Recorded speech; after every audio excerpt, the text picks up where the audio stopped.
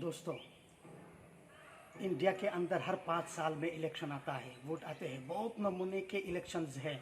कभी एमपी चुनने का मौका मिलता है, कभी एमएलए चुनने का मौका मिलता है, तो कभी अपने गांव के लेवल में रिप्रेजेंटेटिव चुनने का मौका मिलता है। और इस वक्त आसाम में इलेक्शन बिल्कुल करीब है, असेंबली इलेक्शन।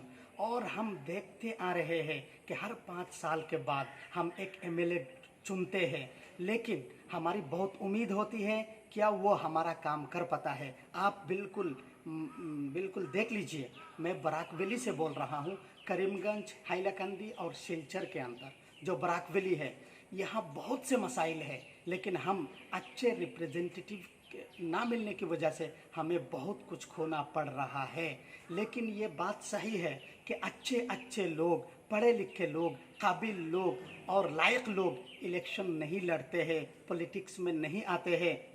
और जो लोग आते हैं उनके अंदर काबिलियत नहीं होती, उनके अंदर सलाहियत नहीं होती, वो लोगों के दर्द को महसूस नहीं कर पाते। मेरे दोस्तों, आज आप याद रख लीजिए, अगर अभी ये मौका है, हम अगर जाग नहीं पाए, अगर आप अपने रिप्रेजेंटेटिव को सही तौर पर चुन नहीं पाए, तो बहुत रोना पड़ेगा न्यू जनरेशन्स को और बाद वाली नस्ल को। इसलिए मैं कहता हूँ, जो पढ़े लिखे लोग हैं, समझदार लोग हैं, आप इलेक्शन नहीं लड़ना चाहते हैं, आप पॉलिटिक्स में नहीं आना चाहते हैं, मत आइए। लेकिन इस मौके पर आप कौम की रहनुमाई कीजिए।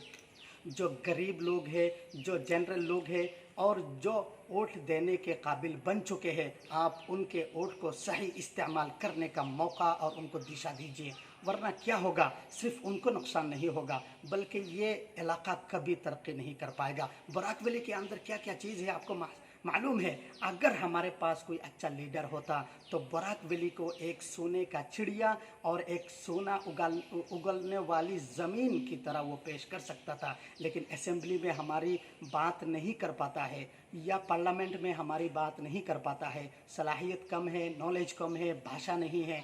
इसलिए मेरी गुजारिश ये है कि इस मौके पर मैं भी आऊँगा, आप भी आइए, हम जोड़ के लोगों के दरमियान एक अवेयरनेस पैदा करेंगे कि किसको वोट देना चाहिए और एक वोट की कीमत क्या होती है, एक वोट से किस तरह किस्मत बदलती है, किस तरह हवा का रुख बदलता है और किस तरीके से इनकलाब पैदा होता है। इसलिए मेरे दोस्तों, इंशाल्लाह हम विदाउट एनी डिस्क्रिमिनेशन, हम एक साथ होकर हम अच्छे अच्छे लोग और काबिल लोगों को आगे लाए और उनको हम भेजेंगे।